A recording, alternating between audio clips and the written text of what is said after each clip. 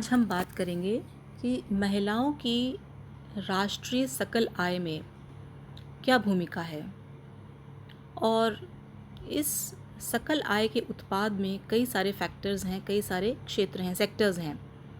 सबसे पहला आता है विमेन एंड हाउस होल्ड, यानी महिलाएं और घर परिवार। देखने में तो ये बात बहुत साधारण सी लगती है कि महिलाएं घर परिवार संभालती हैं, और आम बातचीत में भी हम यही कहते हैं, आप क्या करती हैं? तो कहती है मैं कुछ नहीं करती हूँ, मैं सिर्फ एक हाउस वाइफ हूँ। तो हमारे भारतीय समाज में एक धारणा बन गई है कि अगर एक स्त्री घर परिवार संभालती है तो वो कुछ नहीं कर रही है, यानी कि ना तो वो कुछ कमा रही है, ना वो पैसे घर पे ला रही है, और अपनी पति की आय में कोई भी योगदान नहीं दे रही है। लेकिन बच्चों, ये बहुत ही एक भ्रांति है, ये भ्रमित करने वाली बात है कि एक स्त्री घर में रहकर कुछ नहीं कर रही है।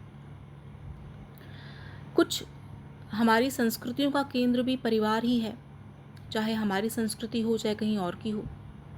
तो और उस परिवार की देखभाल में महिला की भूमिका बहुत अहम मानी जाती है। तो सब जगह यह धारणा है कि एक महिला को अपने परिवार की तरफ ज़्यादा ध्यान देना चाहिए बजाय अपनी नौकरी के या अपने करियर बिल्डिंग पर।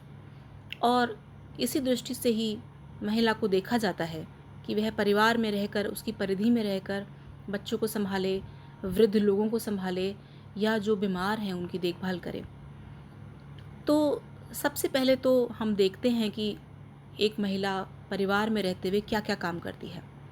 सबसे पहले देखिए, आप घर का रख रखाव करती है, वो साफ़ सफाई का पूरा ध्यान रखती है, और इस बहाने से परिवार के सभी लोगों के स्वास्थ्य का भी ध्यान वो रखती है, क्योंकि जहाँ साफ़ सफाई होगी वहाँ बीमार पड़ने के चांसेस बहुत कम रहेंगे।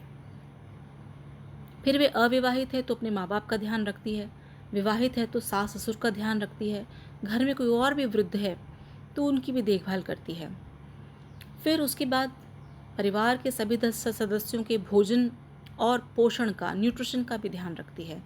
सबको सही मात्रा में, संतुलित मात्रा में आहार मिले, किसी भी व्यक्ति को पोषण की कमी ना हो, जिस परिवार के सदस्य की जैसी आवश्यकता हो उसे वैसा ही भोजन दिया जाए। वृद्ध हैं तो उन्हें हल्का भोजन दिया जाए, बच्चे हैं तो उनके लिए अलग से खाना बने।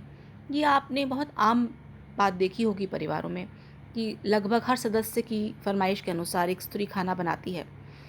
तो ये आप देखिए कि यदि आपका परिवार स्वस्थ है तो समाज स्वस्थ है, समाज स्वस्थ है तो देश स्वस्थ है।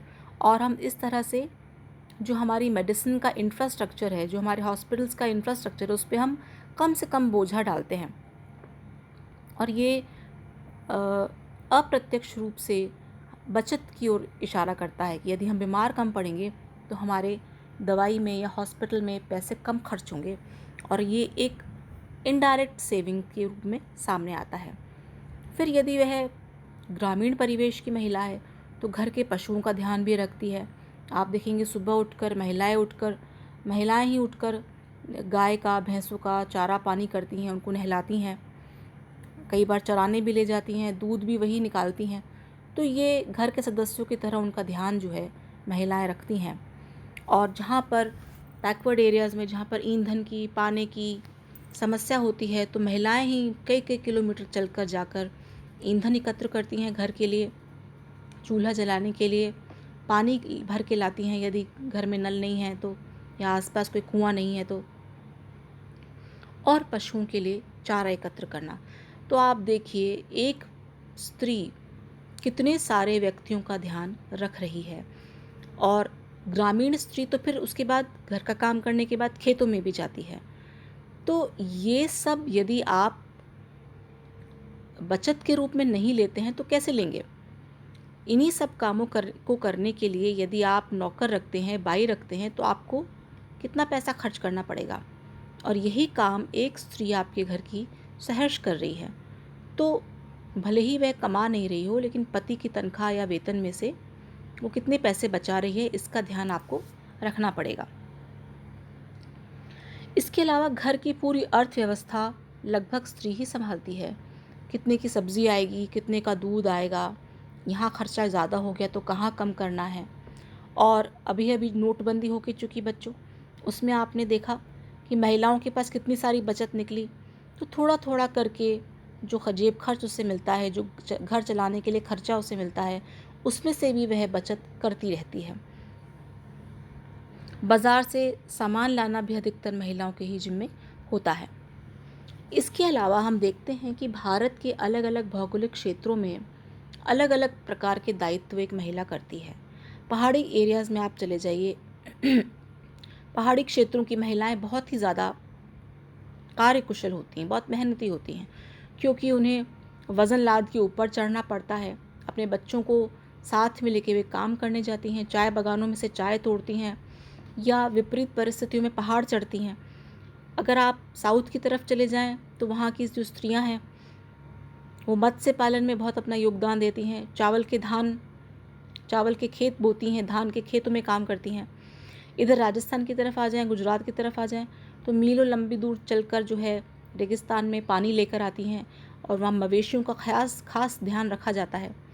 तो कहने का मतलब है कि जैसी भौगोलिक परिस्थितियाँ होती हैं, भारतीय महिलाएं अपने घर को उसी तरह से संभालती हैं। और यह सब इस दृष्टि से ज़रूरी हो जाता है कि यदि एक पुरुष को इन सभी कार्यों के लिए पैसा देना पड़ता तो आप सोच सकते हैं कि उसे कितना खर्चा करना पड़ता है। तो ये एक प्रकार की बचत है जो स्त्री अपने पति की आय से कर रही हैं, और ये एक इनडायरेक्ट इनकम के रूप में देखा जाए तो ठीक रहेगा। तो अब तक इन सर्विसेज को अनदेखा किया गया, अब तक कोई बहुत ज़्यादा ध्यान नहीं दिया गया। यह मान के चला गया कि ये इनका पारिवारिक दायित्व है, ये तो इन्हें करना ही है। बच्ची जब छोटी होती है तभी उसे घर के कामों में लगा दिया जाता है या अपेक्षा की जाती है कि वह बड़े होकर ये सब काम तो करेगी ही। इसको वर्क में काउंट किया ही नहीं जाता, क्योंकि हमारे यहाँ पर पारंपरिक कार्य विभाजन होता है जेंडर बेस्ड, कि पुरुष है तो कमा कर लाएगा और स्त्री है तो घर का ध्यान रखेगी। तो नेशनल इनकम में, जीडीपी में, ग्रॉस डोमेस्टिक प्रोड्यूस में इनकी सेवाओं को नहीं जोड़ा जाता। अब तक यह परंपरा रही है कि यदि यह आबादी कमा नहीं रही है तो इसका मतलब है कि वह बैठ कर सिर्फ खा रही है। इसके अलावा घरेलू महिलाओं के जो हेल्थ इश्यूज़ हैं उनको भी हाशिए पे रखा जाता है। बहुत ज़्यादा फिक्र नहीं होती। अगर एक घर की महिला बीमार है, उसको बुखार है, खांसी है, ज़ुकाम है, तो अपेक्षित है कि वो रोज़मर्रा के काम तो करेगी ही करेगी। तो बेसिक फैसिलिटीज़ नहीं है, लेजर नहीं है, यानी फुर्सत के पल नहीं है। आजकल सोशोलॉजी में लेजर का बड़ा बहुत इम्पोर्टेंस है, बहुत ही महत्वपूर्ण कॉन्सेप्ट आ गया है कि यदि हमारे पास फुर्सत के क्षण नहीं होंगे तो ना तो हम आराम कर सकते हैं, विश्राम कर सकते हैं, और ना ही हम अपने रोज़मर्रा के कामों से हटकर कुछ नया कर सकते हैं।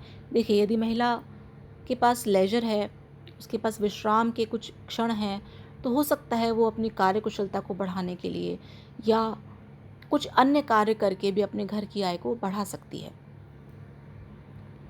तो घरेलू कार्य को अब तक आर्थिक गतिविधि नहीं माना जाता, क्योंकि ये नॉन मार्केट इकोनॉमिक एक्टिविटीज़ हैं, और बच्चों की और बूढ़ों की जो सेवा है इन्हें हम सर्विसेज में काउंट नहीं करते हैं।